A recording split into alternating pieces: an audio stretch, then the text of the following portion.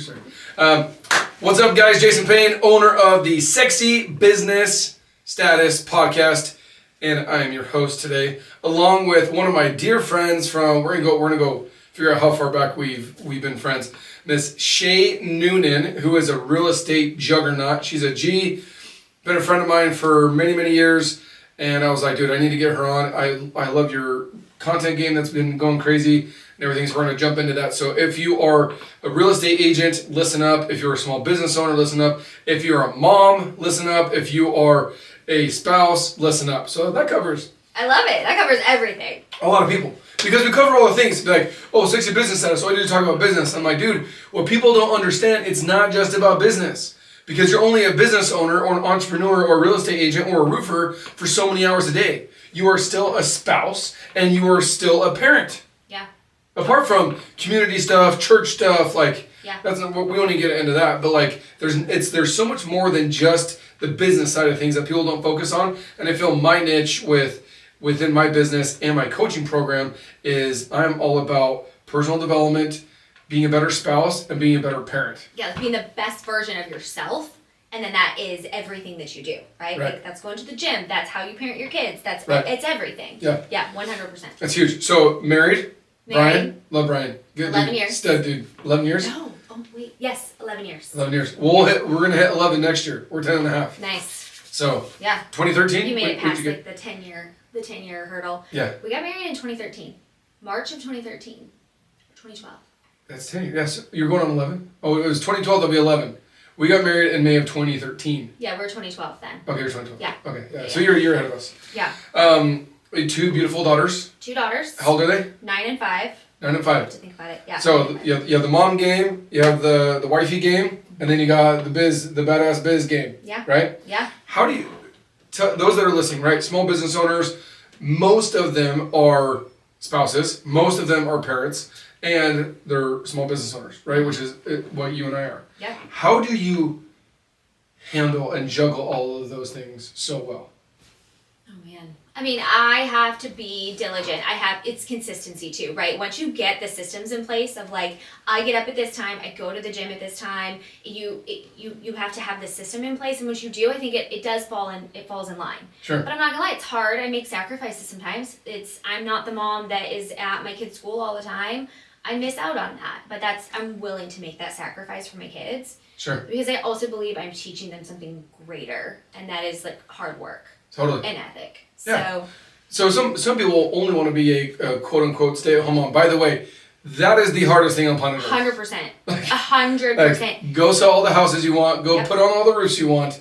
The stay-at-home mom game, I don't care who you are. I watched like a random study or a video about it, and they said the average stay-at-home mom, if they were to calculate all their services and everything you do, it was like $148,000 a year. Yeah. It was way over 6 figures. Totally. It was crazy. And I'm like, I completely agree with everything you have to juggle and whatnot. So I love what you mentioned before though, like having a routine, having systems, waking up, going to the gym. What does a morning routine look like for you as a mom and as a business owner? Like, what does that look like for you? Yeah. So I either get up at 5. I have to get up before my kids get up and have my time. And I either go straight to the gym, depends on my day. So I either go straight to the gym because I have an early morning appointment, or I get up and I do an hour of work that I can just get done in silence, because then I'm in, make lunches, breakfast, get the kids out the door. And then once the kids go out the door, I hop back on my laptop, usually for a little bit, that's when the calls, you know how it is, your phone starts blowing up at like 8 a.m. And then at that point, I either go, if I have a 9, 10 a.m. meeting, I go, or I go to the gym then. So I either get up and go. So you do either or, but it's still not there's no plan C. No, it's one or the other. Either plan A is like meeting, then workout, or workout, then meeting. Yeah, because plan C is like go at 4:30, and that sucks. Yeah. Nobody likes to go to the gym. Yeah, my wife's actually doing that this afternoon, and I know she's going to dread that 4 o'clock. It's brutal. And so, yeah. Like, it's huge. And I think that's part of it, knowing. Like, I know that I don't go to the gym very well at 4:30, 5 o'clock, and it'll easily get wiped off my calendar so quickly, so I just have to do it in the morning. Something hubby related will get involved, something kid related will get involved, or work related. Yep. And those 3 things. And what I teach and what I love is you have to put yourself first. You have to be selfish.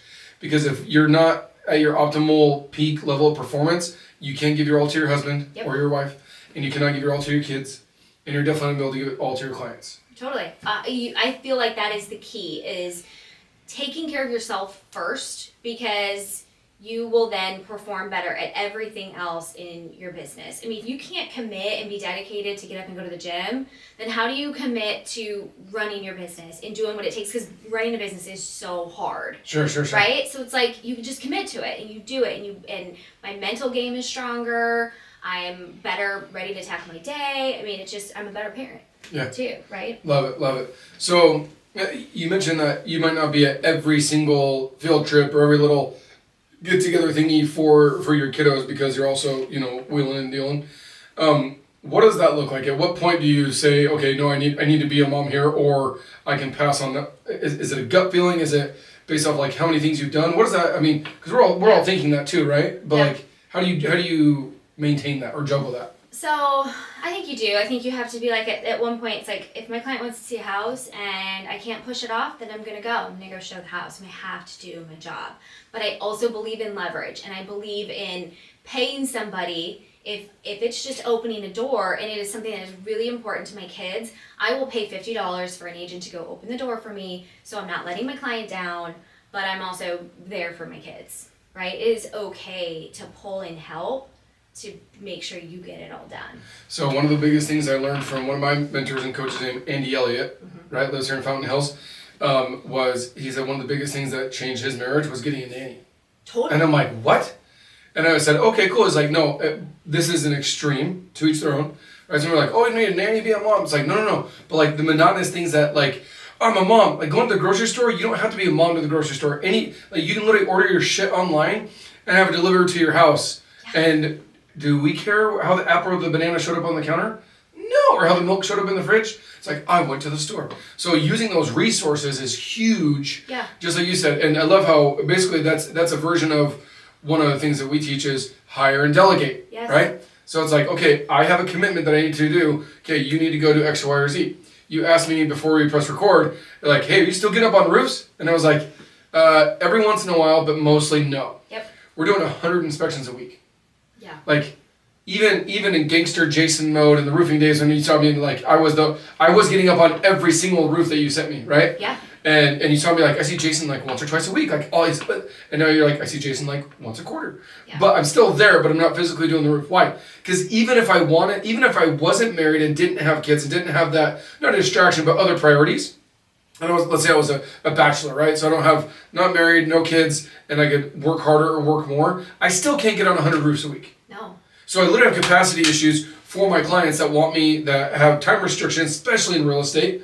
Or when it's raining, it's like, oh yeah, in 3 months when it's not raining, come fix my roof. It's like, dude, it's leaking now, come now. Like when your house, right? Yeah. Same thing, like, oh yeah, come do it in 6 months. Like, no. Like, we got a matter of days or weeks to get the shit done.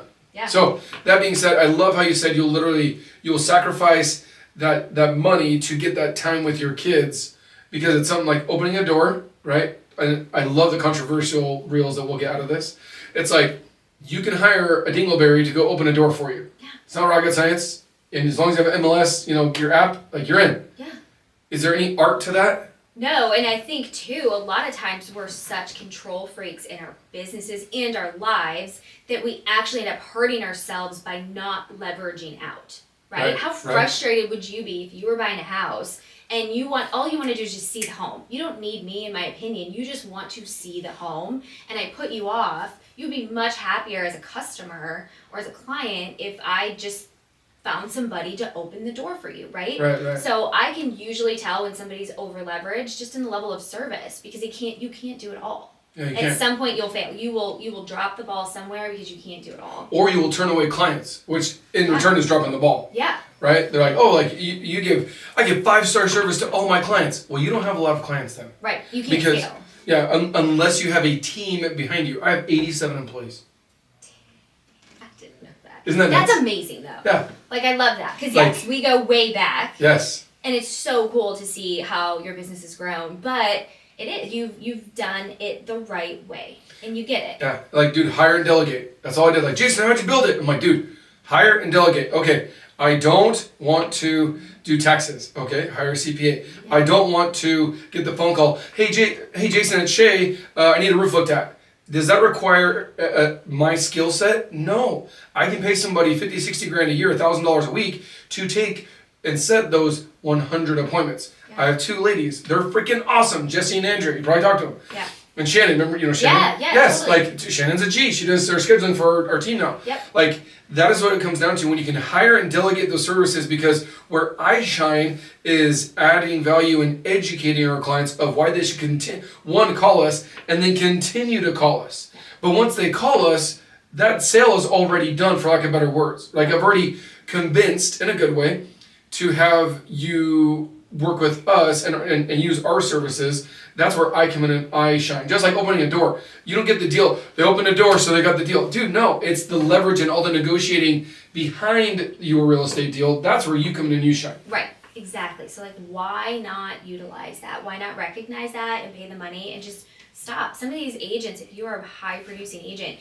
you need to stop opening so many doors. Period. Figure it out. Hey, if it's under this price, I'm going to have a showing agent. Again, that's more real estate related run with it. Information, right? But if there's an agent watching, I do believe there's so many agents that are just opening too many doors. Yeah. And you're letting somebody down, whether it's your kids, your spouse, yourself. Like, yeah. You don't go to the gym because why? Because you were opening a door? Like, and the next day I couldn't go to the gym. Also, fast forward 6 months, you put on 15, 20 pounds, you feel like garbage, you look like garbage, and you look like garbage, you feel like garbage, but you think you're going to produce and put out like amazing results. You're on crack. Yeah, totally. Right? Yeah. And you're never be able to do it. So that's why, because I realized I'm doing in the beginning, right? I was doing all the sales by myself and doing all the production by myself. And Dory, love Dory. Yep. She was doing all the back end stuff. But even then, I was doing 2 80-hour-a-week jobs. So 1, there's not even 160 hours in a week anyways, number 1. Number 2, I want to have a personal life, which was non-existent for 3 years, which is okay. It's a season. Yeah. But I still wasn't able to spend quality time with my wife or my kiddos because I was having to do 2 60 to 80 hour week jobs. And so I would have to let down either my spouse, let down my kids, or let down my clients. Right? Or on the production side, and which is also letting down my clients indirectly, right? So I would make the production side suffer, I would make the sales side suffer, I would make my wife suffer, or my kids suffer. And I was most definitely making myself suffer. Because I wasn't working out. I even told people, it's monsoon season. I didn't work out for like 100 days in a row. I literally had done 75 hard, finished it in like June. This is 2 years ago, actually 3 years ago. And we had a gangster monsoon season. I mean, rain, wind, a little bit of hail, like all over the place. And I was like, it's monsoon season. So mentally I'm like, I'm not going to work out anymore. And just eating garbage, never working out, never exercising, no cardio, and going gangbusters. And so building it out and making money. But I was miserable. Mm-hmm. And I felt fat. And I felt lethargic. And I would come home, and my wife calls it sloppy seconds. She's like, I'd come home and you'd give me your sloppy seconds of you. Yeah. And I'm like, yeah, that hurts. But it was true. And so I said, okay, well, how do you overcome that? Okay, well, Jason is not the sales god. He's not the only one that can sell. And if you can, Brandon Dawson teaches this, love Brandon Dawson, by the way, if you can train somebody correctly, they can do 80% of your job. He calls it the 80-20 rule.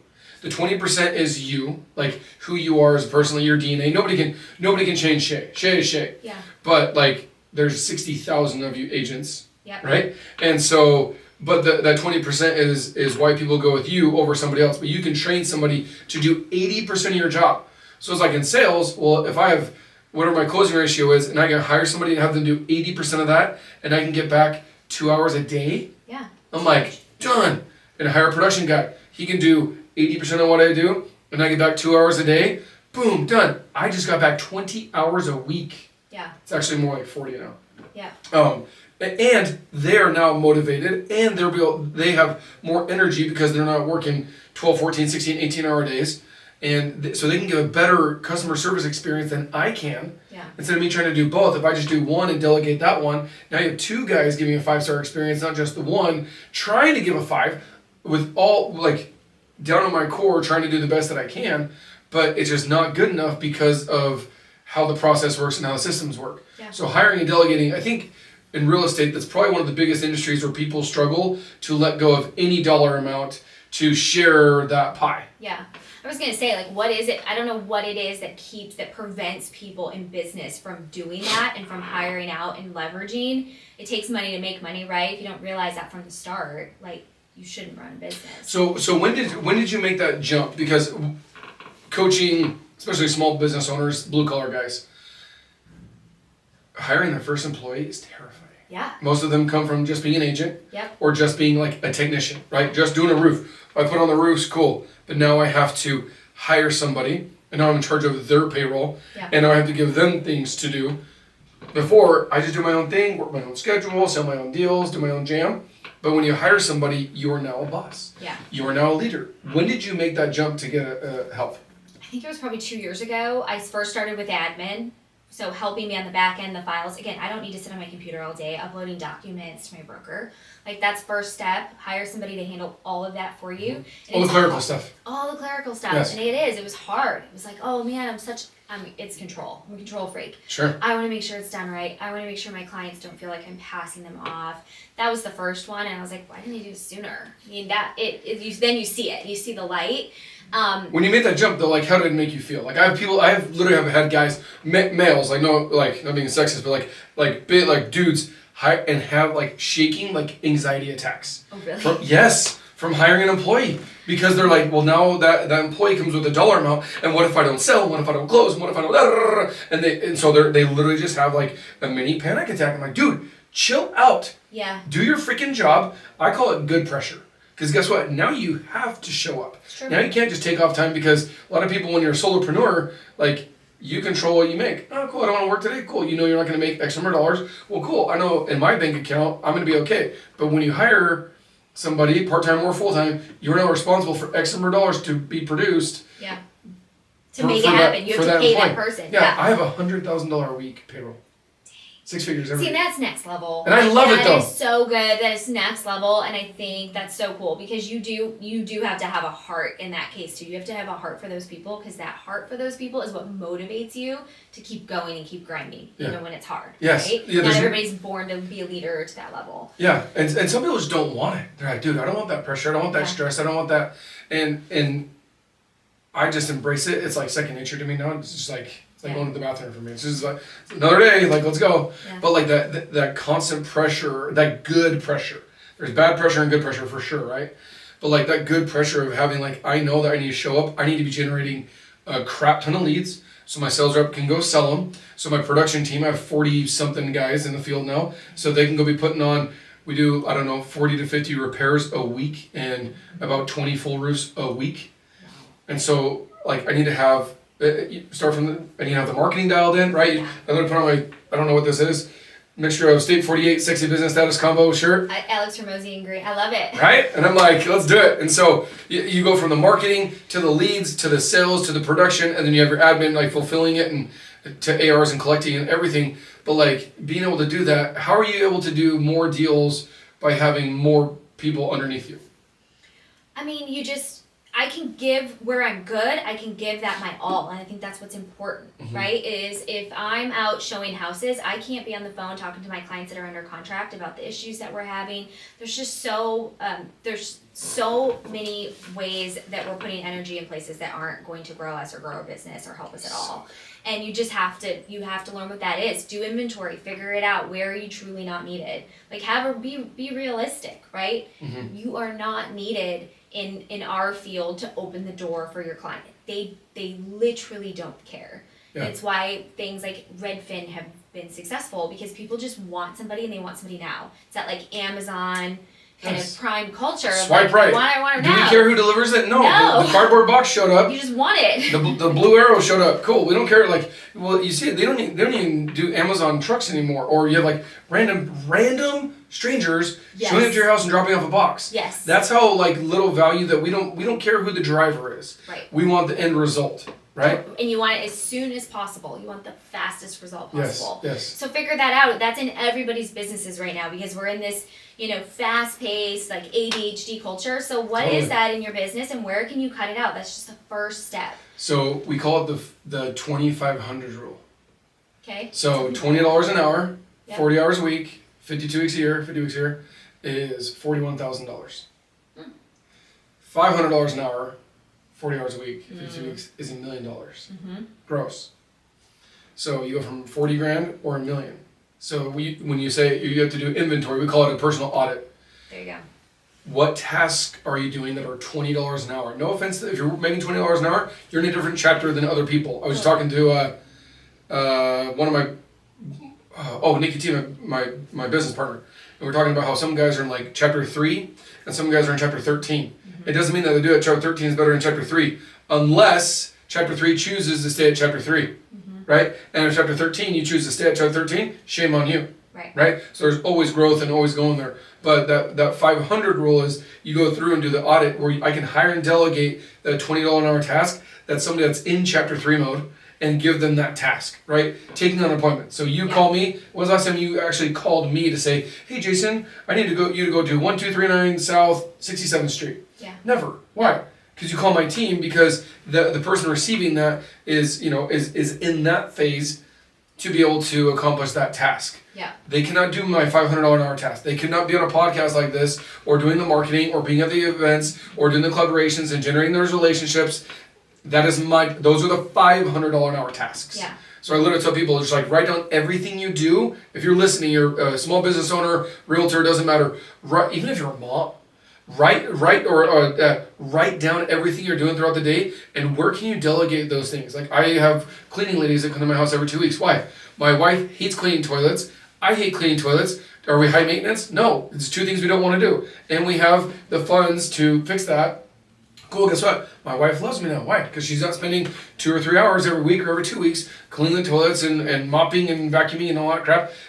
We do that every day anyways. Right. Because we have 5 kids and it's a shit show. But like having that extra help there, huge, right? Every penny. And I even think too, like, Instacart your groceries. I can promise you, by me paying Instacart to go to Costco for me, I'm actually saving money because if I stepped foot in that store, you then buy things that aren't on your list and aren't needed. Yeah. So it's like sometimes we have to stop taking the dollars and just running them through our head and realize like there's convenience, there's also just it's keeping you on track, it's keeping you in check. It totally applies to moms as well, 100%, because you have to take care of yourself. Right. First and foremost, that's first priority. If you're not going to the gym, then what can you do to take some weight off your shoulders so that you can make that happen, make it a priority? Yeah, some people say, well, like, what's a good gym membership cost? I said it's about $10,000 a month. And they're like, what?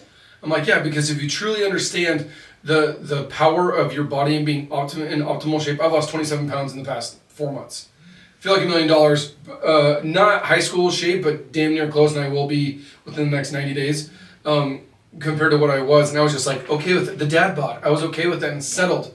And my wife lost like, she's lost like 40 pounds in the past 8 months. She looks gangster, and she re-established her relationship with food, and she found a gym. She hates like the big gyms, but those little small like boot camp places. Totally. She found one. Like, dude, she goes sometimes twice a day. I'm like, holy cow.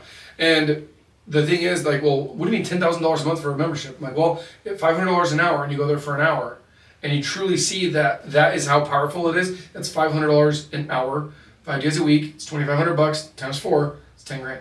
So literally a gym membership that costs, because I had a buddy that literally texted me yesterday. He does a walk his name's Adam, one of my buddies. He does a walk every single day, and we text each other like accountability pictures, right? Yeah. I'm at the gym, working out, doing cardio. Like, hey, did you get your your accountability post in? And he said something walking, and something told me like, hey, do you actually ever work out? He's like, no. And I'm like, you're not going to lose any weight.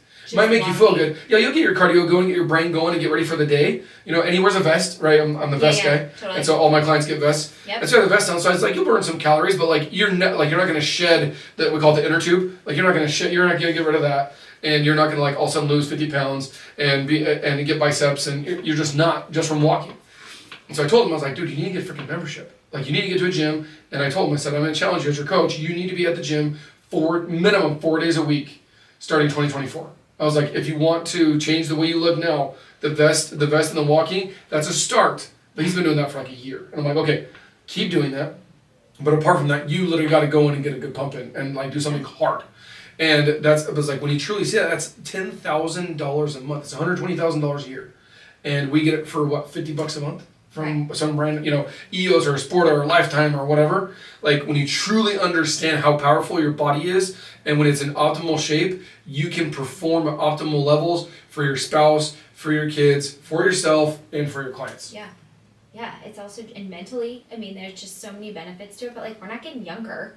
We get muscles on our bodies. Yes. You've got to pump, you've got to lift the weights. It's huge. Like, that's where our back starts to hurt. It's like, go to the gym. Yeah, it's crazy. Work on it. Absolutely crazy. So, that being said, before I let you go, Shay, so how long have you been in real estate? 11 years. 11 years. So, we're end of 2023, so let's say 2022. 2012. Yeah. So through those 11 years, you've seen some ups and downs, especially the past 24 months, right? The craziness of it. Yeah. How do you? So my buddy Blake Clark, shameless plug to Blake, right? Okay. So everybody might know. I was just on his roof today, actually doing some content. He talked about how there's 66,000 active agents in Arizona or in Phoenix, and only a third of them, so 22,000, have done one deal or more this year. Jeez. 22,000. Yeah. One deal or more. I believe it. Right? Yep. So 2/3 of you guys are just, you say you have a license, but you're a hobby. You're doing jack crap. It's a hobby. It's not a job for sure. Now on the flip side of it, with the past 24 months being crazy, ups and downs, interest rates and politics and all that bullshit, how have you been able to stay in business and thrive through all this? Because most of us, like especially during the pandemic and all that bullshit. Anybody and their mom, I sold 50 houses this year. Dude, everybody and their mom did. Yeah. You didn't do the selling, the market did the selling. Yeah. So in roofing, same thing. Monsoon season comes, everybody and their mom becomes a roofer. Yeah. But when it hasn't rained for 6 months, at month 6, what are you doing to generate leads? When I've had several buddies, like close friends of mine, literally close their doors in roofing in Phoenix. Yeah. Because we didn't have monsoon season this year. It's true. I didn't think about that. Yeah. Right. Sure. Like, did you remember the streets being flooded? Right. Did you see, did Dorothy and Toto in Kansas come to visit? No, that didn't happen. Most people bank on the market. And I say, one of my sayings is don't bank on the market, bank on your marketing. Yes. Right? So that being said, what have you been doing, not just to survive? There's the guys that literally just go away. And then you have the guys that are in survival mode, just like, hanging on by a thread. And then, like, we had a record-setting month last month. Now, full disclosure, I am 100% transparent with my shit. We had the worst month ever the month before in October. The worst month, over the past, 2 years. The worst month in October. Record-setting month in November. We're now in the beginning of December. And so, what have you done not to go out of business or leave real estate and go to, something else, and not to survive, but to thrive with what's going on right now?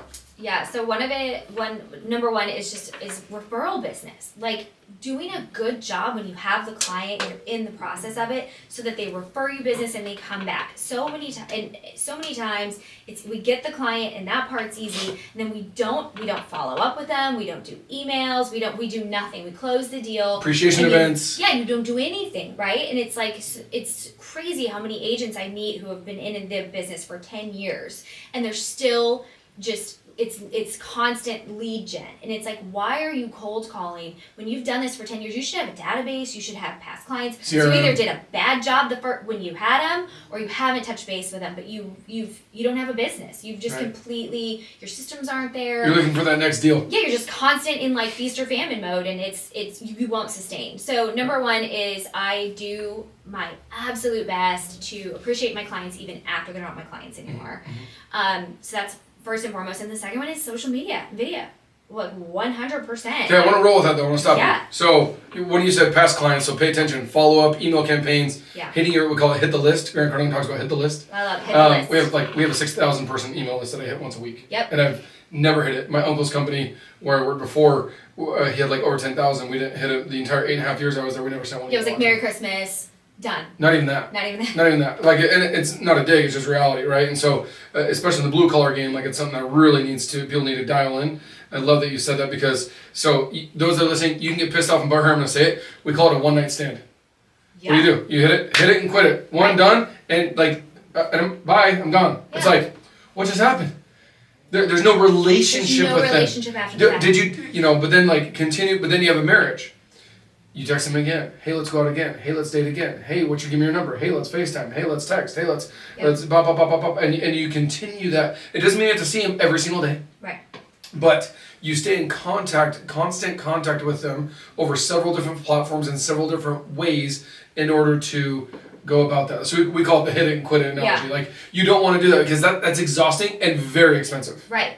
And it's not too late just because you haven't done it. I think that's something else that comes up for people in business where they're like, well, I haven't emailed them or talked to them in 5 years. So now I'm just going to start now with my future clients. And it's like, no, go back. Go. It's not too late. Take every person that you can think of that you've ever sold a house to or you've ever done business with.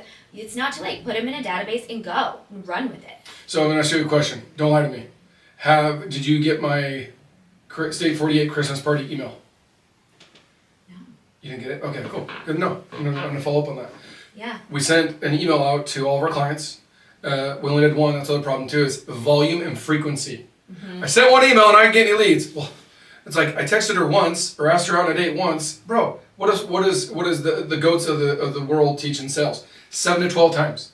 Yeah. 7 to 12. Not one. We do 1 or 2 or 3 and then we're like, oh, this isn't working, this sucks, this system doesn't work, this type of marketing doesn't work. I'm like, dude, 2 or 3 times, like, get the hell out of here. I ain't even trying.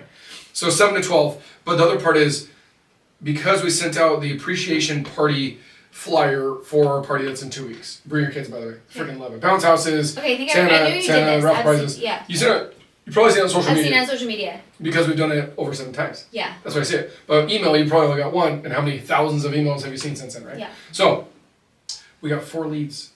No way. Out of a customer appreciation party flyer email. Hey, come to Gilbert on a Saturday afternoon. We're gonna have catered Mexican food. This is what the flyer said, right? It didn't say like, we want referrals, we want leads, we want deals. It literally said, hey, thank you so much for letting us serve you. And we have a party. Here's the date, here's the time. Santa's coming, blah, blah, blah, right? That was it. So then we get responders, right? A handful of them are, I'm out of town. But then we literally got 4 leads. Hey, can you go check out this property for me? Hey, I have a house in escrow. Hey, I just bought a new 4-plex and one of the units is leaking. We got 4 leads from sending out that one email about a freaking Christmas party. Yeah. But because we hit the list, yeah. It, like, we literally I wasn't even trying to generate leads directly, like, from that particular post. We got 4 leads out of it. I'm like, dude. It's top of mind too. Like, your business especially is like a oh crap business. Like, if I have to call you, it's because I'm in a bind and it's time sensitive. Nobody's thinking a year in advance that the roof might need to be done, right? It's when you're in the moment, you need somebody, you need them like that, and it's who's the first person. And it's not a want, it's a need. It's a need, like a need now, and it's whoever the first person that they can think of is, and you want that to be you. Right. So you emailing, being on social media, the whole picture creates you being the top of mind anytime myself as a realtor or a homeowner has a roof problem. It's a panic moment, right? And that's so you said follow up emails, referrals. Yeah. Going back to your previous client list, whatever that looks like, there's all kinds of different ways of doing that. What else have you done to throw? You said social media. And social media is a big one. Let's roll with that for a minute. Like, I've dived into it and I believe in it. When did you do that? Because you were, no offense, you were the stereotypical agent that you were not intentional. We call it intentionality and with consistency. Yeah. You were not being intentional. You were doing it just to do it to say you had it. This is my personal self audit for your social media, right? Yeah. But I feel like 98% of us business owners, that's what we do. We do it when it's convenient, or when you do something really cool, or you got this bad, like your biggest listing ever, or your biggest roof ever, or you met Grant Cardone, or you blah, blah, blah, whatever, like something cool. Got my Airstream, right? Or like something cool. We'll post that, but we're not intentional with the content that we're putting out. Then all of a sudden, within the past hard 6 months, if not 12 months with you, I've seen a huge change from the quality of your posts, being professionally done, and the frequency. What made you switch and change, and what results have you seen since then? Yeah, so 2 things. It started, I was always posting on my business page, like the Noonan Group page. And I did that for probably so bad. But you want to talk about like a hard moment where I was shaking? It was taking my business and my social media and putting it on my personal page and branding myself over my business. Nobody wants to follow a business. They want to follow a face and a human. And you know you had a business page. I did, and I was paying somebody to help me with it, like total waste of money, waste of time, but I was shaking that I was going to put myself out there in my career on my personal page. Sure. Crazy, right? So that was my big moment. Like, I get And I did it. I did it a year ago. It'll be a year in January. And I was like, nope, I'm growing myself and who I am. Hey, Shay Noonan, Instagram. And it's been huge. I get clients text me, I love your videos. I learned so much from that. Hey, who do you recommend for a plumber? Who do you recommend for a roofer? That I've become, like, I'm on their feed every day. And so I'm their go-to. How much does it cost you? I do have somebody help me. But, so I will say that. But it's totally free. It could be free. Yeah, it could be free. It could be free. So we talk about chapters, right? So am I. By the way, I have someone on a weekly retainer for my podcast, my social media. Now, I still do all the posting, but like all my reels, all my captions, like all that stuff, my podcast, everything, I have a team that does that. But the principle is still the same. I have over 6,200 posts. Before I hired somebody, I was still at like 5,500 organic posts from this iPhone or the iPhone 4 right back in the day. Yeah, but you don't have to start off hiring somebody to help at all. Again, I go back to the like hire it out and leverage it. I'm committed to 4 to 5 posts a week for minimum. 3 of those have to be reels. Like, yeah, you just like, you commit to it, and I know I can't do it alone. And if I don't hire it out, it won't happen, and it's happening. Love it. Done. And it's gangster. So Bradley teaches this. You know Bradley? Yes. Or know who he is? Okay. So I was just in Texas with him like 2 days ago. And he teaches, you need to post, he teaches 4 times a day.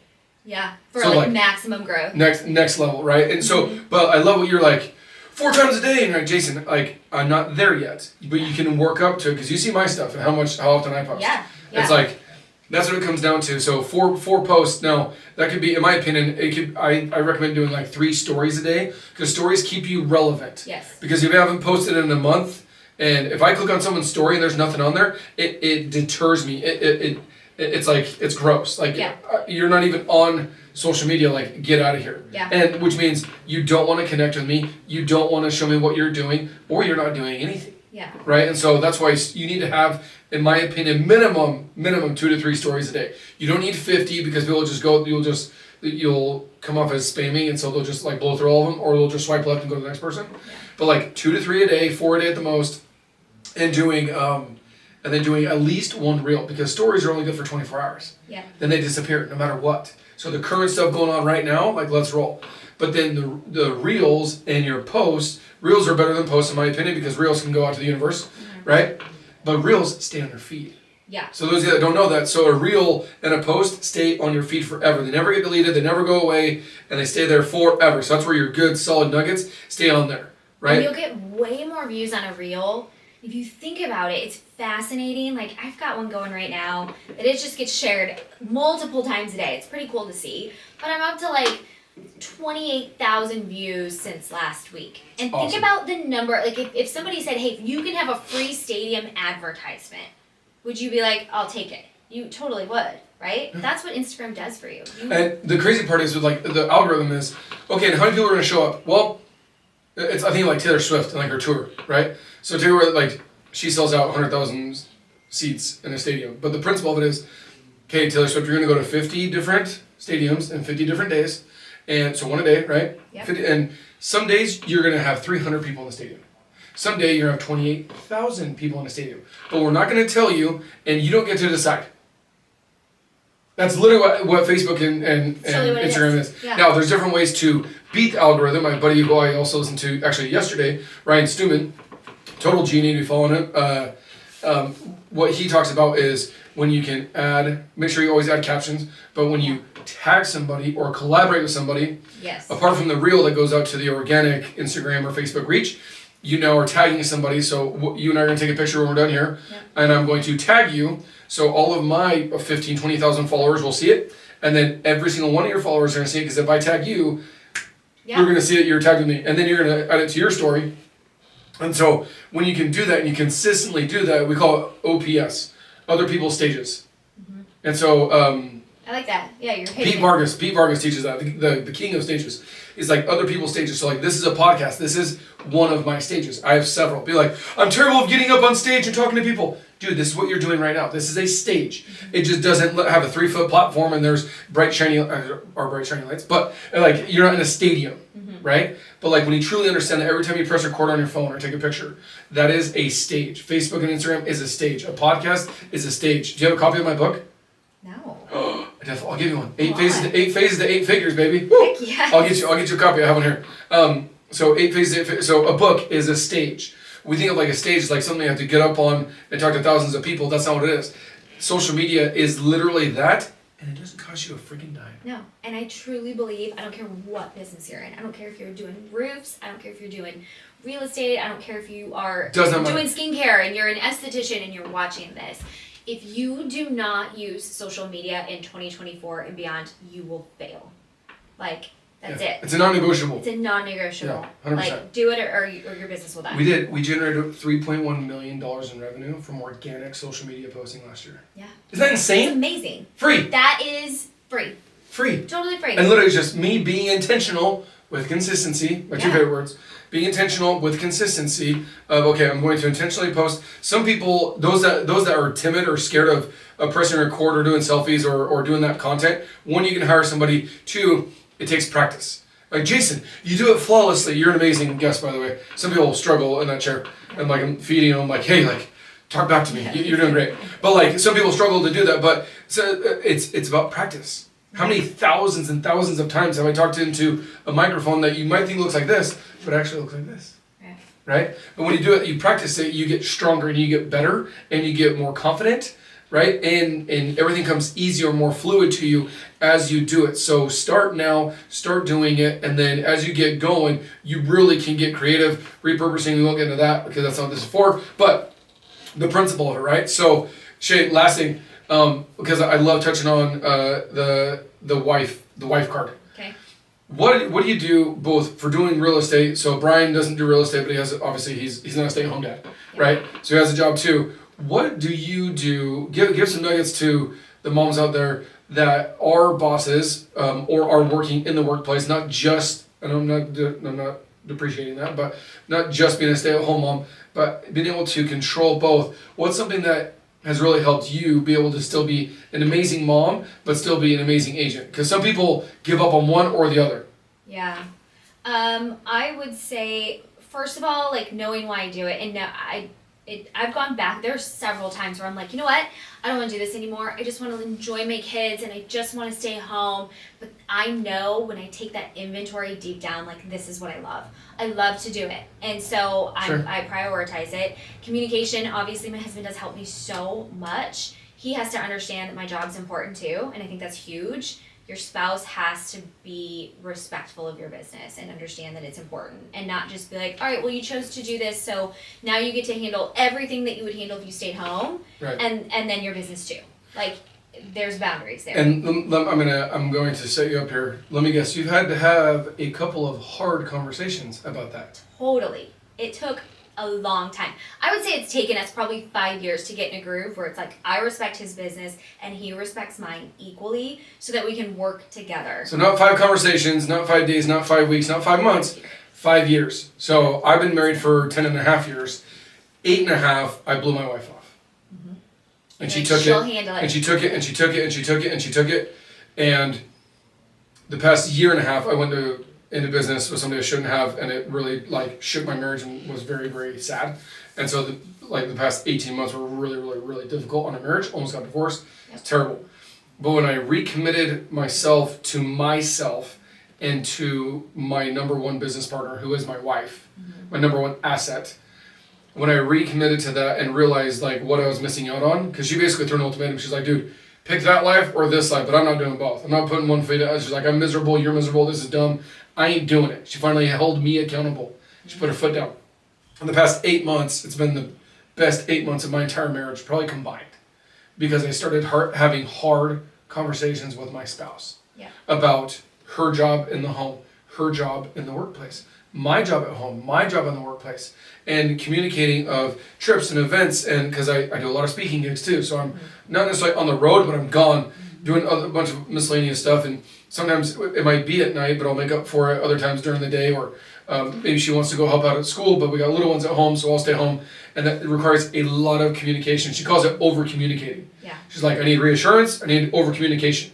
And so it seems like they said over the past 5 years, having those hard conversations Has that strengthened your marriage, and would you recommend it to others that are struggling with that? 100%. And I think too, if you can focus on yourself, when you're fighting with your spouse, it's always like, well, you did this and you don't do this, instead of going, okay, what am I not doing for myself?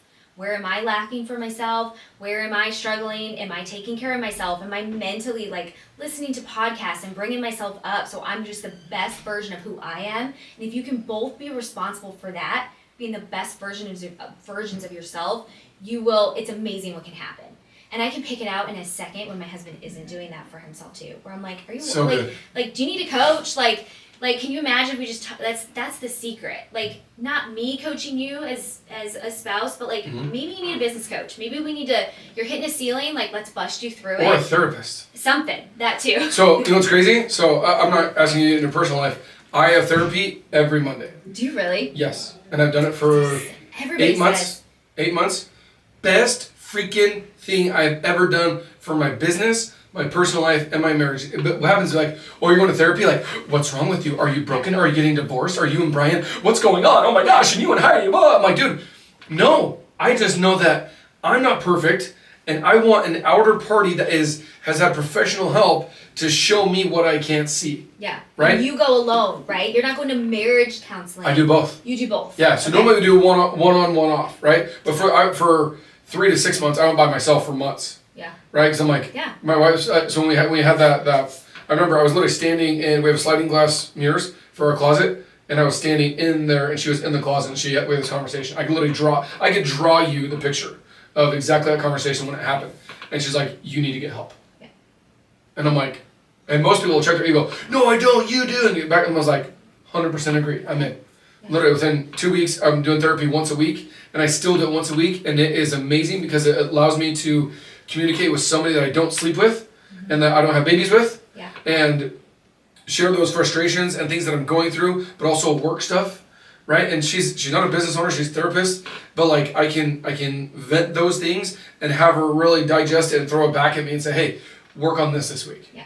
And awesome. It is the best advice I could ever give to somebody. Don't do it when your marriage is on the rocks. Do it now. Don't do it when your business is on the rocks. Do it now. Don't do it when you're 100 pounds overweight and out of shape. And I had a buddy that was he's lost like 80 pounds. Literally a year ago, almost today, he had diabetes and like, yeah, you're gonna be dead in about a year. And he's like, no, I'm not. Did 75 hard, and he's just crushing. He's looks in amazing shape, lost a ton of weight, and feels like $1 million. But like, don't wait for that extremism to start therapy or to get that coach or to get that help, whatever that looks like for each individual, for each couple, each marriage, each business partner. Like, that is freakishly healthy, zero judgment, and people are gonna see great things coming out of that. And what that really is, but people think you're gonna be judged for it. Dude, I don't fucking care. Yeah. I give two shits. If you don't like that I am in therapy and that I go to therapy or you're like, you don't judge me, I don't care. I'm working on me, dog. Yeah. Like, check yourself in the mirror. Go in the mirror. How many people are in there? Just you. Yeah. Right? So like, that therapy is absolutely huge. One of the biggest things that also changed my business, my personal life, and myself was going to therapy. Yeah. It's freaking amazing. I love it. That's awesome. I literally look forward to it every single week. That's so cool. So. I'm down. I would totally. That's one thing I honestly haven't done. It's like, oh, I'm good. I can just podcast my way. Ego. Yep. For sure, 100%. Like, I'm good. It's such a good reminder. Like I'm gonna try it because again, I'm just all about like life is so short. So be the best version of yourself where you can for the short amount of time that we're here. Whether it's in your business, your family, whatever. Like, we don't know. You don't know how much time you have. Just show up the best way possible. And that's that way you know when you need to like overly communicate or reassure your spouse or your kiddos. Like, something that I was doing for the longest time that Heidi called me out on was she calls it sloppy seconds. Yeah. Right? And that was my thing. And like I still I hear that and I'm like, yeah, like you go all out for your clients. You go all out for your first 8, 48 or 4 scale. You go all out for those guys. You'll do anything. You'll run through a freaking wall for them. And then you come home and it's like, whatever's left of dad, you guys get. Yeah. Whatever's left of dad of the hubby, that's what I get. And it's completely freaking backwards. Yeah, that's a really good analogy. And I'm guilty of that, 100%. Yeah. 100%. And some of us are killing it in certain categories, and some of us suck in certain categories. Some of us, you might be like an amazing husband, but you are really struggling with your kids, right? You might be most stereotypically, you're great at business, you're killing it, you have a ton of money, but guess what? Divorce. I heard one of my buddies who's a celebrity and influencer, makes hundreds of millions of dollars a year, is freaking getting a divorce right now. Yeah. I'm like, dude. You went all out on social media, on Instagram. You know who it is too. I told you. You know, like going all out on social media and Instagram and all that stuff. And he has all these assets and all these businesses. He's crushing it. People would die to be in his position. Miserable as fuck at home. That sucks. Dude, that is not the life living. I did that, by the way. Yeah. I did that. Now I wasn't making hundreds of millions. Make that very clear. But like I was cranking out a business. I was making money, doing really, really well, and my marriage was shrinking. And it was getting worse and worse and worse and worse and worse. I would come home. I would dread coming home. I call it the Great Wall of China. I'd come home and sleep. We have a king-size mattress. Dude, there would be the Great Wall of China, Mississippi River, mile wide. Mississippi River, call whatever you want, in our bed. You've been there. I've been there, right? In the middle. And I'm like, dude, that is not the life that we were like meant to live, right? And I have to remind myself sometimes too, because it does get hard. But like the worst thing for your kids is divorce. Yes. So like, what do you got to do to avoid that? Like, period. Yeah. Like, that's it. Do not. It happens. I get it. So many people are divorced. My parents were divorced. But like, ultimately, that is the worst thing for your kids. Yeah. So if you feel it, like you said, don't wait. Don't wait till it's too far gone, because it's really hard to put it back together. Totally. Just try to work on it and you know, have that self-awareness. And that's been huge. Like my wife even said that our kids were the glue that kept us together the past year and a half. She's like, we didn't have kids, I would have left you a long time ago. Yeah, it would have been over. The kids like totally next level. Yeah, so she's like, make sure, and you know, in the next foreseeable future, that you, when they can truly understand it, that you love them and hug them, because they literally saved our marriage, you know, in 2022, 23. Crazy? And so like, but that's what it comes down to. So that's like, you and your relationship with yourself and God first, then your spouse, then your kids, then your business. Yeah. In that order, always. Because like, well, if I'm giving it fourth priority, it's never going to grow. 100% bullshit. If you have those first three things dialed in, they become assets and multipliers for the fourth thing. Because I don't care who you are, you will not reach the levels that you want at the speed that you want in your business and the success that you want in your business if 1, 2, and 3 are not dialed in. So true. If you're not dialed in with yourself, you're not going to do it. Like I said, you might. I have a buddy who's like totally ripped, like dialed in fitness, you know, working out, just it looks amazing. But same thing, stresses out at home, got issues at home. Yeah. Amazing dad, as far as I know, right? Yeah. Amazing dad, and guess what? Business is struggling. Yeah. Why? Because you have to work on those three things. Those three things every single day. Be intentional and be consistent. And the fourth one will literally turn into a rocket ship as long as the first three are dialed in place. 100%. I agree with that. Whether you're like a male, a female, what have you, like just keep it in that order. Your business, leverage out the business. It's easy to leverage out your business too. It's harder to leverage out your kids. You can't leverage out your marriage. You can't. Yeah, you can't. Yeah, you can't. And you can't leverage out God. So there you go. And guess what? I forgot who said this, but you can't outsource push-ups. That's true too. No matter how much money, I saw a stat the other day where, you know, Elon Musk was worth like, you know, 22 billion or something like that in 2021. Now 2023 is worth like 200 billion, so it's like 10x in billions. But he, like, no matter how much money he has, he still has to do the push-ups, do the cardio, go to the gym, put in the work on himself. You can't have, last time I checked, you can't just like plug something into your brain and have all of a sudden all these Audible podcasts and all these books and all this information come into your brain and your head. It's just not a thing. Yeah. So personal development is literally number one, because we talk about the stars. You cannot give a 5-star experience to your spouse, to your kids, or your clients if you are not performing at a 5-star level. Yeah, so true. Shay Noonan. Love it. Thanks Appreciate for you. having me. Absolutely. So if you guys ever need anything, how can they get a hold of you? What's your handle? Hey Shay Noonan. Hey Shay Noonan. Hey Shay Noonan. On Instagram. On Instagram. Where's your market? So real estate, obviously, it's very territorial. Where's your jam? So I do work all over the valley. Right. Scottsdale's my jam. I'm really trying to niche down to Scottsdale, but I do work all over the valley. Yeah. So if you live in Scottsdale, need to buy or sell a house, bam. Yeah. Get with Hey Shay Noonan on Instagram. Cool. Appreciate you guys. Thanks for listening to the Sexy Business Status Podcast. I'm your host, Jason Payne. Don't forget, There's no fee, there's no commercials, there's no ads. All I ask is you share this with somebody who's maybe struggling in their business, maybe struggling in their marriage, maybe struggling with their kiddos, right? Or struggling with themselves. And they just need a pick-me-up, they need something here. This is where the podcast is. This is where to get it. It's free. Share it with them. Spotify, Apple, whatever it looks like. Love to take care of you guys. If you have any questions, you can always DM me. I'd love to take care of you, give you any nuggets that I can. See you on the next one. Be great. Love it. Thank you. There you go.